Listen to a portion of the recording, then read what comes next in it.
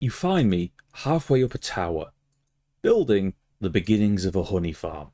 And because I am building things in the style of a 40k hive city, I thought, you know what, I'll do this. And I'll make it in a giant sort of cylindrical tank tower thing. And then I got building, I started thinking of designs, and I thought, you know what? Wouldn't some iron blocks as a ring around this look great? And I couldn't be bothered tearing it all down because I'm lazy. So here I am, stuck in a wall, swimming along, digging my way through a wall. Honestly, the things we do. I'm really liking this. Well, it's a church design, really.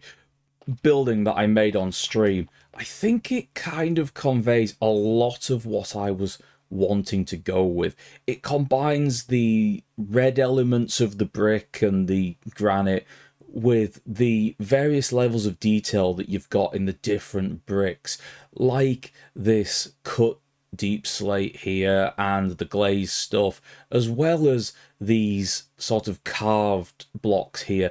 It adds another little layer of detail that, honestly, when you look at it, it doesn't quite make as much sense, but the look I'm going for is the when you're moving around and running around. It just blends in nicely, and I think it really works. I do think I need to add something else behind it just to sort of blend it in a bit more. This stone pillar that we've got there is probably going to end up being a large chimney stack or something like that. And when these pillars here get turned into, well, even bigger pillars or further chimney stacks, I think you're really going to start getting a lot of the height coming in, and it's going to look very nice. I'm really looking forward to seeing how it goes. I've been asked a few times if I have some sort of a build process, and honestly, I really don't. I just kind of throw things together and see how they work, and if I like it, I go ahead with it. If not, I rip it down. And that's kind of what happens. There's no real form or reason to half the stuff. It's just what looks good. And I'll build something, and then, probably within a relatively short period of time, I'll decide if I like it or not. If I don't, it goes. And I'll just keep messing around and playing with it. Nothing's fixed. Everything is just in a fluid state of building. If I make this, well, this beginnings of a chimney, and decide that I don't like it later on, or it doesn't fit, well, it gets ripped down. Who knows? This is working alright for now, but actually I feel like it needs something around the base. It needs a little bit of width, or maybe something going up.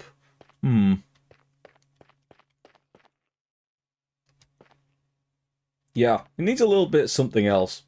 I'll work on that. My sorting system is playing a little bit of hell with me. I know there's dark oak saplings in here somewhere, but I can't find them.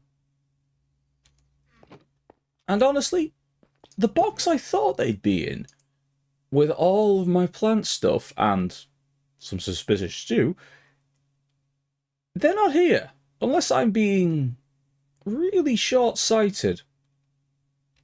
Huh. They're probably around here somewhere. I think. Many people will tell you that I didn't know where they were, and it took me far too long to find them. But they are dirty, dirty liars, and we don't pay attention to them. I knew I had dark oak saplings. I knew they were in one of those chests somewhere. I found them. And I also found some suspicious stew. So, you know, everything works out. Sorting system is brilliant.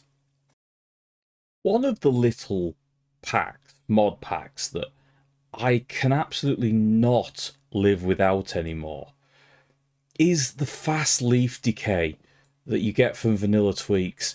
I played on a server with me and Danny a long time ago where we had to take out a huge forest area for a build that we were planning on doing.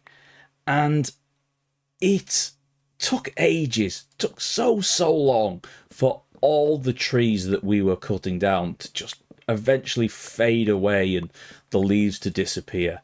So we downloaded the fast leaf decay, and since playing with that, I just don't want to play without it. Everything feels so horribly slow, and especially when you are farming trees like these dark oak, it's just so much nicer. Really, it's just a quality of life thing, and I'm perfectly fine with that. I really am. Dark oak saplings go back in the plant chest. See? Sorting. It is being done. With just a little inclusion of these spruce and dark oak fences, as well as these little bits of iron bars and a couple of acacia wood trapdoors around the top, I think it's really brought the bottom bit of this chimney stack together. It gives it a little bit more bulk without adding anything block size, and combining it with these barrels that are already at the back and this little situation going on here, it brings more of this in and blends it all together. So what I'm going to try doing next is dropping this section in by one block and extending it up to see how it works. So we're probably going to get these deep slate bits touching each other as this central bit goes, and then having slightly wider areas of the granite and the brick, which should work as it begins to rise up.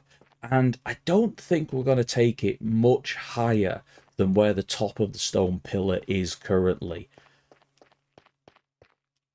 It should work, and I think we'll add some smoke effects in at the top as well, because I want to add more of the sort of moving parts and things like that into the build to give it some sort of life. One thing I'm wanting to experiment with as well is potentially changing out some of these windows like this to change them into probably something along the lines of redstone lamps, or maybe the copper lamps when they come in, and have them like blink on and off or something like that. I think that could be kind of cool, but we'll see what happens. Again, I just want to add a bit more life into the whole build. No, I know you don't have any wax at your base, so did you really want to get into a unaging copper wall? Fair point. I have definitely used more than you, haven't I? Yes, you have. Mainly because you kept nicking it from around me. Yeah, I was going to say, did you need a couple more copper blocks? No, it's fine. I'll get them. So you find me deep underwater. Well, relatively deep. Looking in drowned monuments to try and find sniffer eggs. And, well, look at this. I've never encountered a double chest before. Especially not one underneath a pillar. So, I'm hoping the loot's good from this. Because I've never seen it. Although I am crouched on top of here, so the minute I stop crouching, that's going to get painful. Well, that was as terrible as I would have expected. And what about the second one? This is going to be the same map twice. And just a lot of wheat.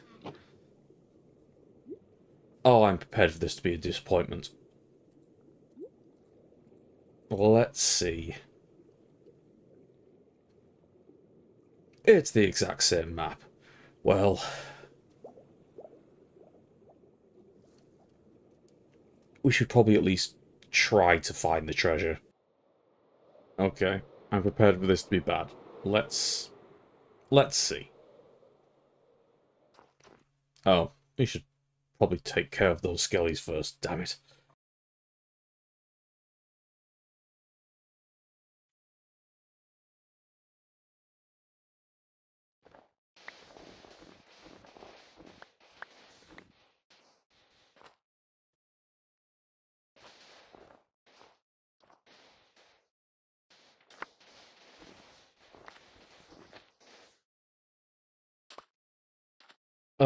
Let's see. Well, I've had better. Here, you can have a brush. I'll take that hat. No. I'll take that Heart of the Sea. I don't need any more water-breathing potions. Don't need that. You know what? Just keep it. I don't need this.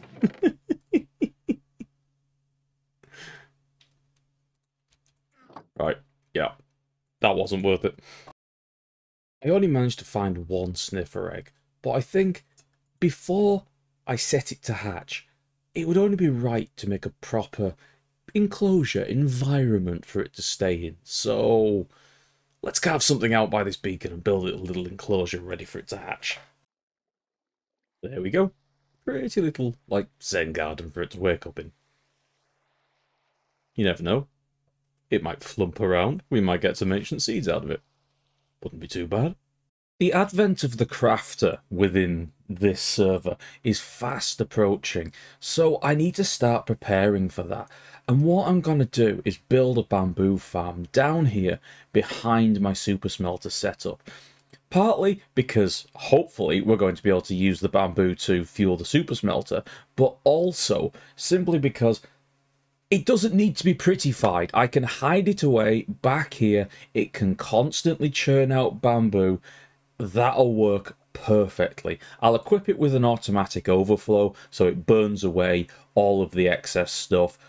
But we'll have its own little storage system, so it will always have a certain amount of stuff in it for both burning in the smelter and also for using the wood to make everything that we need wood for, because having a big bamboo farm and the crafter together is going to, I think, absolutely revolutionize half of the shit we do in this game. It's going to make it so much easier.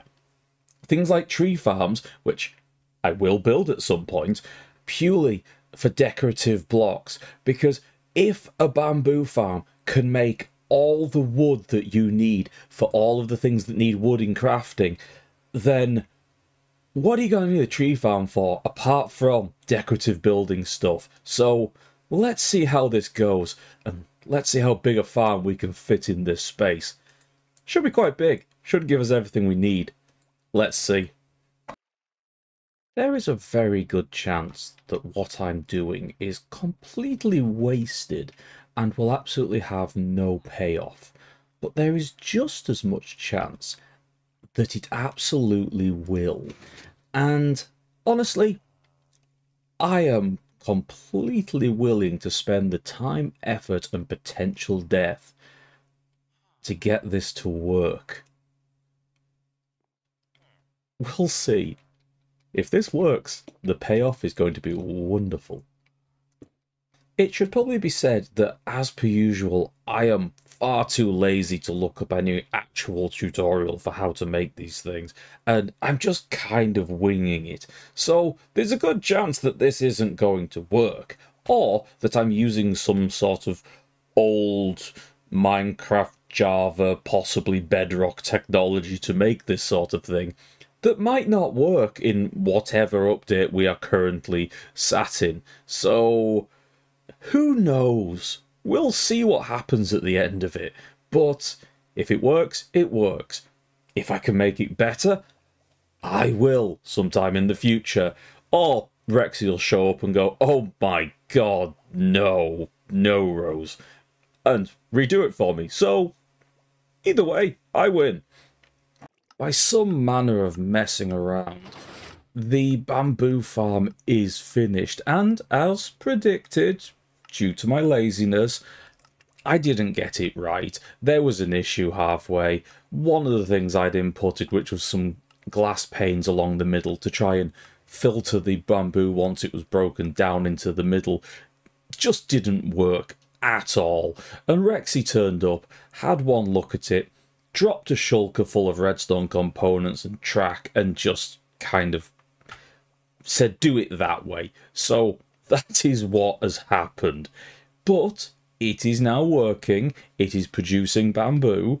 we are getting a good collection of it down here. Nearly got in the way of that minecart. So, yeah, it's doing. We have plenty of storage there waiting to be filled. And at some point... Oh, there's always a couple of bits of bamboo that get stuck.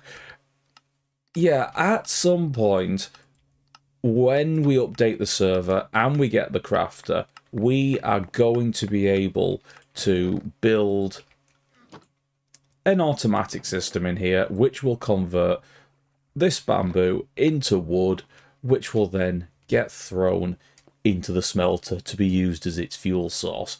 And we can come down, grab some out, and we can use it for, well, everything that we need wood for, which I'm actually going to do right now, because I need a bunch more chests and hoppers. So we will just get all of this converted up. And that is going to make so much of a difference in the future. It is just going to make harvesting wood a lot easier. Yeah.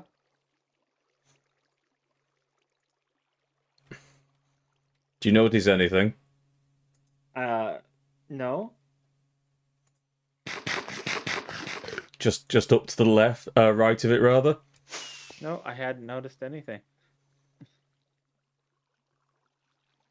Tell me. What did I almost trigger?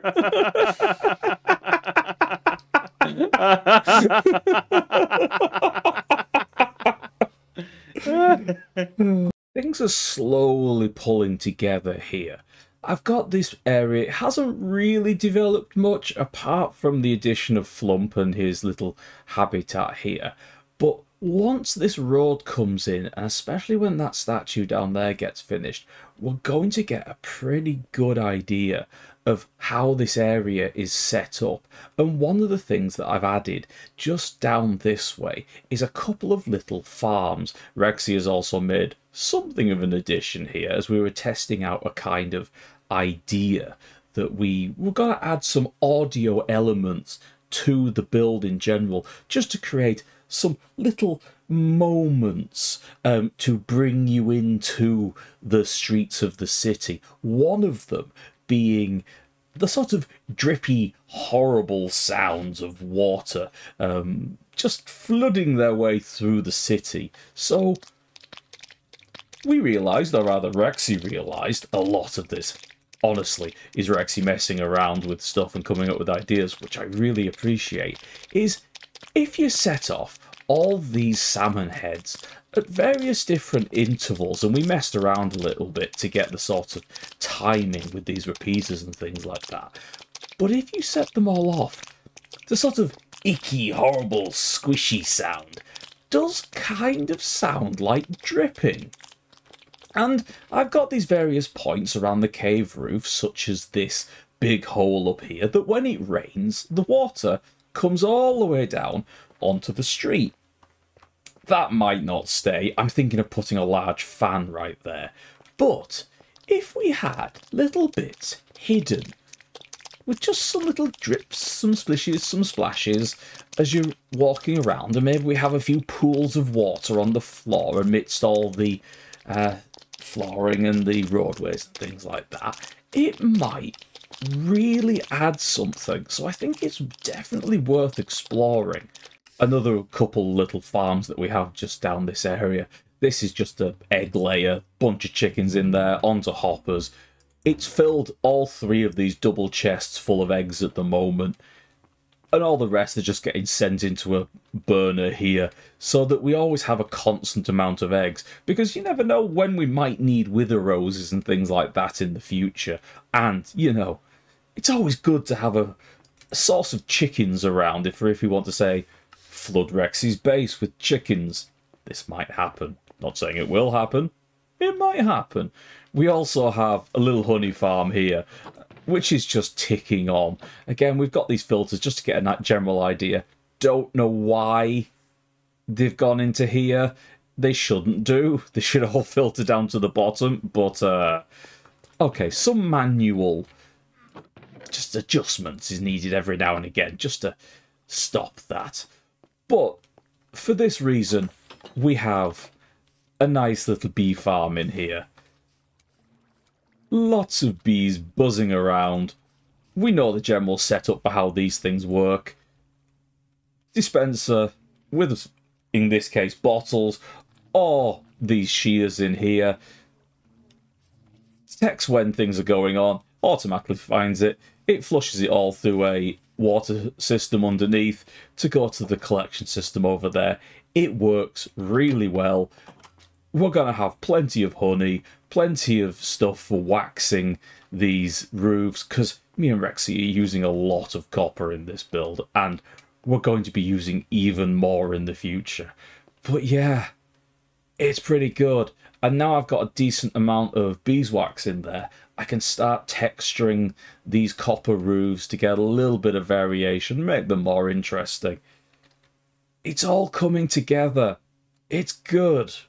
One final thing that I'd like to show you is a little project that I've been working on in the background for the past week or so as I've been going around doing various other things around here. And it is behind, or rather underneath, this nice church and chimney setup that we've got here. In fact, it's just round this corner. We've got some little additions here as I've expanded the floor outwards, but what we need to do is go behind here. And I haven't quite finished this building yet. It's going to extend upwards as we're going to get another giant chimney stack going up there. But what we have to do is go through here. And if I have to be, you know, brutally honest about this thing, I'm actually a little proud of this, which is odd to admit, to be honest. But, you know, I kind of am. So let's go and have a look. So what we have down here, and again, I don't do these that often, but I actually really like it, is this little armor stand. I love it, using the armor statues book. It's amazing. It's a little servo skull, because there's no way I could do a 40k build and not have a little servo skull. Look at him with his little copper arms and claws, and he's got a little book, and he's got to grab things from here. Oh, I love it. He's an adorable little thing. Look at him. He's so cute. Oh, I love it. You're adorable.